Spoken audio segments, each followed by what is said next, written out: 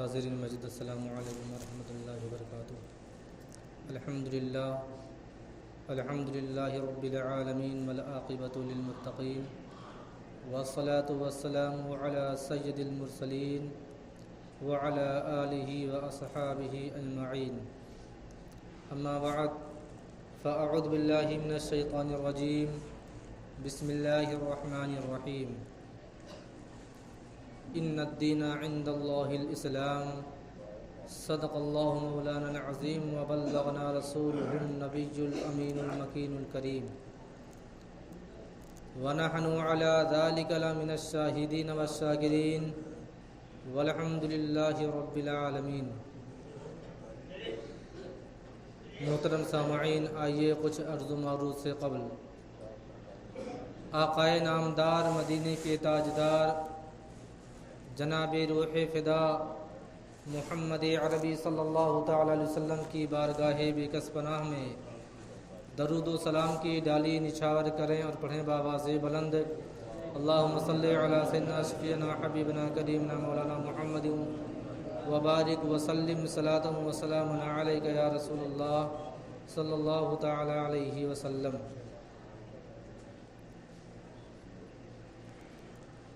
محترم سامعین، میں نے جس آیت مقدسہ کی تلاوت کا شرف حاصل کیا، اللہ رب العزت ارشاد فرماتا ہے، ان الدین عند اللہ الاسلام، بے شک اللہ کے نزدیک بہترین دین اسلام ہی ہے۔ محترم سامعین، آج حضرت آدم علیہ الصلاۃ والتسلیم سے لے کر کے اب تک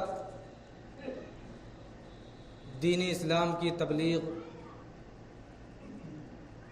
اور اس کے ماننے والے اور اس کو دنیا میں پھیلانے والے اللہ تبارک و تعالیٰ کے بہت سے بندے آئے۔ اللہ تبارک و تعالیٰ نے اپنے کچھ مخصوص بندوں کو دین اسلام کی تبلیغ کی خاطر پیغمبر بنا کر بھیجا، اپنے کچھ بندوں کو نبی اور رسول بنا کر کے بھیجا،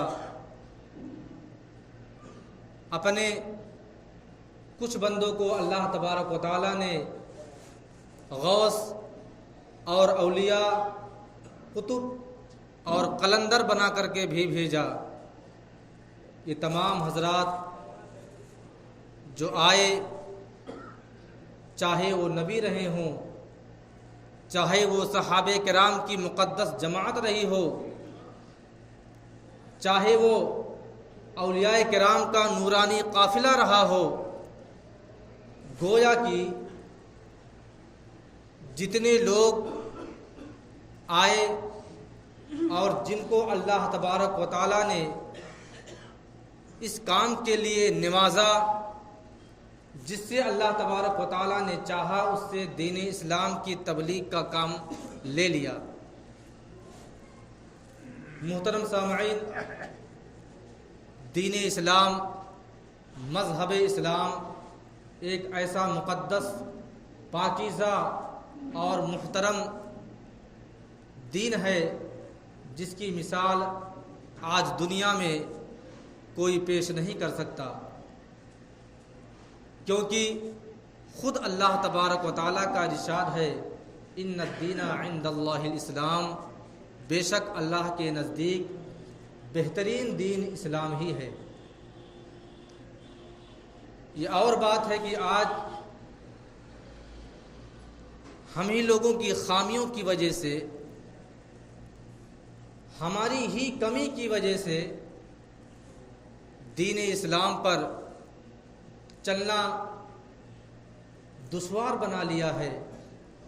آج ہم لوگوں نے خود کو دین پر چلنے کے لیے، خود کے لیے مشکلیں کھڑی کر لی ہیں۔ آپ دیکھیں کہ دین اسلام پر چلنا کتنا آسان، کتنا اچھا، کتنا بہترین ہے، کیونکہ اسلام کا جو ضابطہ ہے، جو قانون ہے، جو اصول ہے، اتنا بہترین اور پیارا اور نرالا ہے کہ آپ غیر مذاہب میں، دوسرے دھرم میں اس طرح کا اصول، قانون اور ضابطہ نہیں ملے گا آپ کو۔ اللہ تبارک و تعالیٰ نے قرآن شریف میں دوسری جگہ ارشاد فرمایا ہے، لا اکراہ فی الدین، یعنی دین میں کوئی زبردستی نہیں ہے۔ مثال کے طور پر کھڑے ہو کر کے نماز پڑھنا فرض ہے، ہر شخص جانتا ہے، لیکن اب اگر کوئی شخص معذور ہے، کوئی شخص بیمار ہے، کوئی کسی تکلیف میں ملوث ہے، کھڑا نہیں ہو سکتا ہے، اس کے پیر میں طاقت نہیں ہے، تو پھر شریعت نے اجازت دے رکھی ہے کہ آپ اس حالت میں بیٹھ کر کے بھی نماز ادا کر سکتے ہیں، اور جو ثواب، جو نیکیاں کھڑے ہو کر کے پڑھنے میں ملتی تھی، وہی نیکی معذور شخص کو، جس کے پاس عذر ہے، بیٹھ کر کے اتنی ہی نیکیاں اس کو ملیں گی۔ اب کوئی شخص کہہ رہا میں بیٹھنے سے بھی معذور ہوں، بیٹھ بھی نہیں سکتا، بیماری کی یہ حالت ہے کہ بیٹھنا بھی دشوار ہے، شریعت نے اجازت دے رکھی ہے، پھر آپ لیٹ کر کے نماز پڑھ لیں۔ اگر آپ لیٹ کر کے بھی نماز نہیں پڑھ سکتے تو آپ اشارے سے نماز پڑھ لیں۔ اب دیکھیں کہ دین اسلام میں، مذہب اسلام میں اور شریعت پر چلنا کتنا آسان اور کتنا احسن طریقہ ہے۔ آپ چاہیں تو آپ کی پوری زندگی میں کوئی نماز چھوٹ نہیں سکتی۔ آپ اگر سفر میں ہیں تو آپ کے لیے کتنی آسانیاں رکھی گئی ہیں۔ جہاں 4 رکعت نماز فرض آپ کو ادا کرنی ہے، وہاں 4 کے بجائے آپ 2 ہی نماز ادا کریے، 2 ہی رکعت ادا کیجیے۔ اسی طرح آپ دیکھیں کہ حج کرنا لوگ سمجھتے ہیں کہ بڑا مشکل کام ہے۔ جن کے پاس کروڑوں کی جائیداد ہو، کروڑوں کی سمپتی ہو، وہی شخص صرف حج کر سکتا ہے، ایسا نہیں ہے، بلکہ آپ کو اللہ تبارک و تعالیٰ نے اس لائق بنایا ہے کہ آپ وہاں کے سفر کے اخراجات پورا کر سکتے ہیں، تو آپ یقیناً آپ حج ادا کر سکتے ہیں۔ لیکن آپ کو اللہ تبارک و تعالیٰ نے اگر صاحب استطاعت نہیں بنایا ہے، اتنا نہیں دیا ہے، تو پھر آپ کے ساتھ کوئی زبردستی بھی نہیں کر سکتا ہے کہ نہیں، آپ غریبی کی حالت میں بھی آپ پر حج فرض ہے، آپ کو ہر حال میں حج ادا کرنا ہوگا۔ دین اسلام میں اتنی آسانیاں ہیں۔ ہمارے آقا کریم حضور تاجدار مدینہ صلی اللہ تعالی علیہ وسلم نے اس دین کو بڑا ہی سنوارا، بڑا ہی نکھارا ہے، اس میں رنگ بھرے ہیں، تب جا کر کے ہم تک یہ دین آ پہنچا ہے۔ یہ ہماری خوش نصیبی ہے کہ آج ہماری زندگیاں، ہمارے اوقات، خوش نصیبی ہے کہ اللہ تبارک و تعالیٰ نے ہمیں دائرہ اسلام میں شامل کر رکھا ہے۔ آج ہماری زندگی مذہب اسلام کے طور و طریقہ پر گزر رہی ہے، لیکن سوچیں آپ کی جتنی بھی شریعت میں مشکلیں ہیں، وہ دین اسلام نے مشکلیں نہیں قائم کی ہیں، بلکہ ہم نے خود ہی اس کو مشکل بنا لیا ہے۔ مثال کے طور پر اگر کوئی شخص گرمی کے موسم میں اگر مسجد آتا ہے تو اب مسجد میں آنے کے بعد سوچتا ہے کہ اب مسجد میں آ گیا ہوں تو یہاں ایک بوند بھی پسینہ میرے جسم پہ نہیں آنا چاہیے، ایئر کنڈیشن کا بہترین انتظام ہونا چاہیے۔ آئے گا پہلے دیکھے گا اے سی ہے کہ نہیں، کولر لگا ہے کہ نہیں، پنکھے ہیں کہ نہیں ہیں، وضو خانے پر ٹوٹیاں لگی ہیں کہ نہیں۔ اگر اس کو جگ سے یا لوٹے سے وضو کرنا پڑ جائے تو بڑی دشواریاں اسے میسر آتی ہیں، حالانکہ یہی سب چیزیں اس کے گھر میں موجود نہیں ہے، لیکن اللہ تبارک و تعالیٰ کے گھر میں جو سجدے کرنے کے لیے آیا ہے یہاں تمام سہولیات کی تلاش کرتا ہے. ہر سہولیات مہیا ہونی چاہیے, ہر چیز بہترین اور اعلیٰ ہونی چاہیے.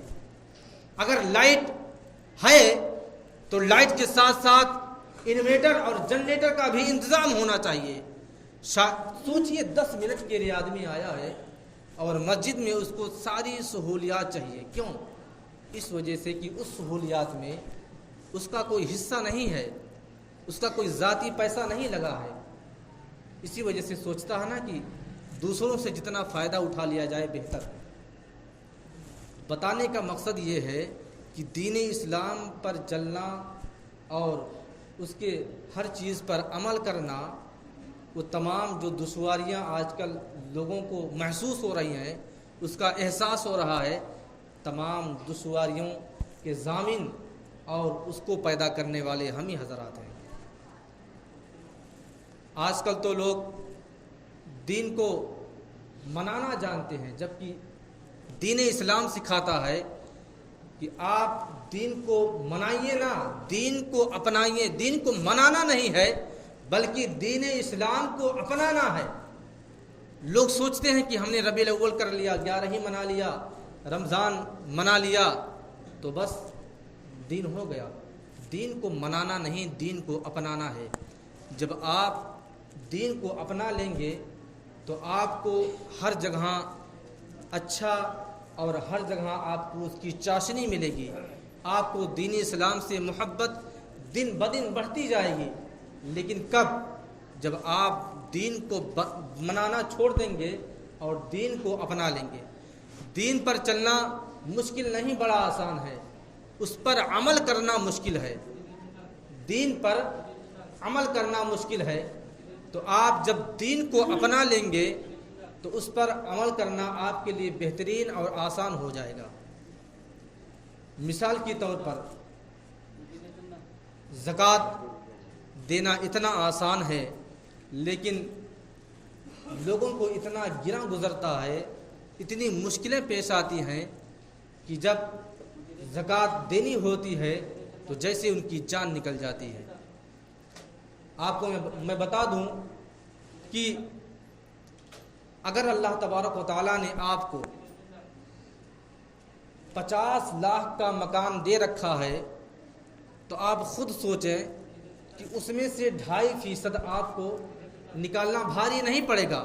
لیکن پھر بھی مذہب اسلام نے اس کے لیے آپ کو چھوٹ دے رکھی ہے کہ آپ کے پاس کروڑوں کا مکان ہو, لاکھوں کا مکان ہو, اس پر سے آپ کو زکوٰۃ نہیں دینی ہے.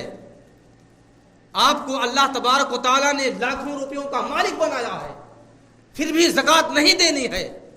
ہاں, زکوٰۃ کب دینی ہے؟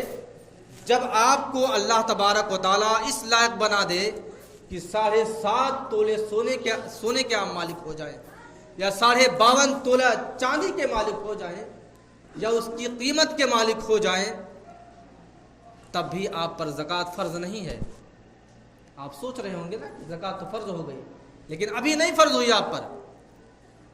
چند مہینے گزر گئے, شریعت آپ کا گریبان پکڑ کر کے نہیں کہے گا کہ آپ اپنے مال کی زکوٰۃ نکالیے.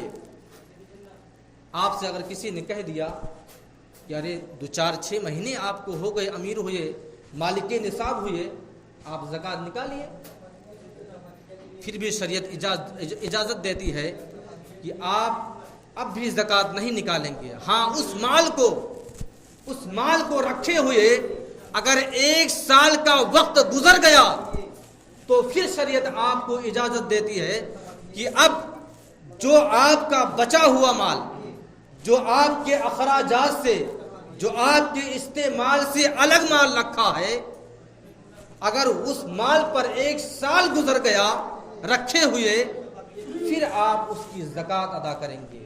کتنا؟ 2.5%. 100 روپے میں صرف 2.5 روپیہ دینا ہے. سوچئے, اتنا آسان ہے. مشکل تو ہم نے بنا لی ہے. اللہ تبارک و تعالیٰ نے آپ کو اس لائق بنایا کہ آپ کے پاس کروڑوں کی گاڑیاں ہیں, آپ کو اس گاڑی کی زکوٰۃ نہیں دینی ہے. کروڑوں کی جائیداد آپ کے پاس ہے، اس کی زکوٰۃ نہیں ادا کرنی ہے، اس مال کی زکوٰۃ ادا کرنی ہے جس مال سے آپ کاروبار کر رہے ہیں، اور جو وہ مال اس مال کی بھی دینی ہے جو مال آپ کے پاس بینک بیلنس ہے، جس کو گزرے ہوئے 1 سال ہو گئے، اب اس پر سے آپ کو زکوٰۃ دینی ہے۔ اب ایسا بھی نہیں کہ آپ کو ہر سال زکوٰۃ دینی ہے، اب جس مال سے آپ نے زکوٰۃ دیا تھا، جو آپ کا بینک بیلنس تھا، آپ کے ضرورت میں، آپ کے بچوں کی پڑھائی لکھائی میں، آپ کے دوسرے ضروریات میں وہ مال خرچ ہو گیا، اب اگلے سال سے پھر آپ کو زکوٰۃ نہیں دینی ہے۔ سوچئے کتنا آسان ہے دین پر چلنا۔ دین نے اتنی آسانیاں رکھی ہیں، لیکن ہم نے خود ہی مشکل بنا لیا ہے۔ بغداد شریف کی سرزمین پر اس حوالے سے بتا رہا ہوں کہ دین اسلام میں ایک برائی جو ہوتی ہے، جو غیبت کرنا، اس کی بڑی مذمت آئی، حدیثوں میں بھی بڑی مذمت آئی ہے کہ لوگوں کی غیبت کرنا یعنی لوگوں کے درمیان شر پھیلانا، یعنی اس آدمی کی بات، مثلا کوئی شخص نمازی ہے اور بے نمازی کی برائی کسی اور شخص سے کر رہا ہے، میرا کہنے کا مطلب یہ ہے کہ اگر وہ غلطی اس شخص کے اندر موجود ہے تو آپ اسی سے جا کر کے کہہ دیجئے، اکیلے میں تنہائی میں کہہ دیجئے، سب سے بہتر طریقہ ہے، اس کے اندر سدھار بھی آ جائے گی۔ لیکن لوگوں کا نظریہ کیا ہے کہ اس کے بارے میں ہوٹلوں پر، چوراہوں پر اور کہاں کہاں جا کر کے کہیں گے، تو وہ سدھرنے کے بجائے اور بگڑ جاتا ہے، اور جو اس کی برائی کیے رہتا ہے اس کا دشمن بھی ہو جاتا ہے۔ لیکن اس کا طریقہ کیا ہے کہ اگر کسی کے اندر کوئی کمی ہے تو وہ شخص نرمی سے، محبت سے جا کر کے اسی سے کہہ دے۔ یہ مان لیجئے، آپ ٹھان لیجئے، بات یقینی ہے کہ فوری طور پر اگر اس کے اندر سدھار آئے نہ آئے، لیکن چند دنوں کے بعد جان لیجئے وہ آپ کا بہترین دوست بھی ہو جائے گا اور آپ کا فرما بردار بھی ہو جائے گا، اور لوگوں کے درمیان آپ کی تعریفیں بھی کرے گا۔ کیا یہی کہے گا کہ اگر فلاں شخص مجھ سے آ کر کے یہ نہ کہتا تو آج میں اتنا اچھا انسان نہ بنا ہوتا، آج میرے اندر یہ سدھار نہیں آتی، آج میرے اندر یہ اچھائیاں نہ آتی۔ دین اسلام میں ایک چیز کی اور بڑی مذمت آئی ہے کہ وہ حضرات جو جمعہ کے دن تاخیر سے آتے ہیں اور لوگوں کی گردنیں فلاں کر کے آگے والے صف میں بیٹھنے کی کوشش کرتے ہیں، ایسے لوگوں کے بارے میں حدیث شریف میں بڑی وعیدیں آئی ہیں، حرام قرار دیا گیا ہے۔ یہاں تک کہ آقا کریم صلی اللہ تعالی وسلم نے ارشاد فرمایا ہے کہ وہ ایسے لوگ ہیں جو جہنم کی جانب پل بناتے ہیں، جو لوگوں کی گردنوں کو فلاں کر کے مسجد کے اندر آگے والے صف میں آنے کی کوشش کرتے ہیں۔ آپ کوشش کریں کہ اگر آپ کو اگلی صف میں بیٹھنا ہے تو آپ پہلے آنے کی کوشش کریں تاکہ آپ کو اگلی صف میں جگہ مل جائے۔ اور ایک اعلان، یہ جو عیدگاہ کا کام چل رہا ہے، آپ تمامی حضرات سے گزارش ہے کہ آپ کے سامنے فیض بھائی اور مؤذن صاحب جا رہے ہیں، آپ تمامی حضرات بھرپور تعاون فرمائیں تاکہ عیدگاہ کی قبرستان کی باؤنڈری جو سالوں سے ابھی تک مکمل نہ ہو پائی تھی، کچھ لوگوں کو اللہ تبارک و تعالیٰ نے، کچھ لوگوں کے اندر جذبہ پیدا کیا، بیدار کیا، رب تبارک و تعالیٰ نے چاہا کہ فلاں فلاں شخص حصے دار ہو جائیں، تو آج اگر آپ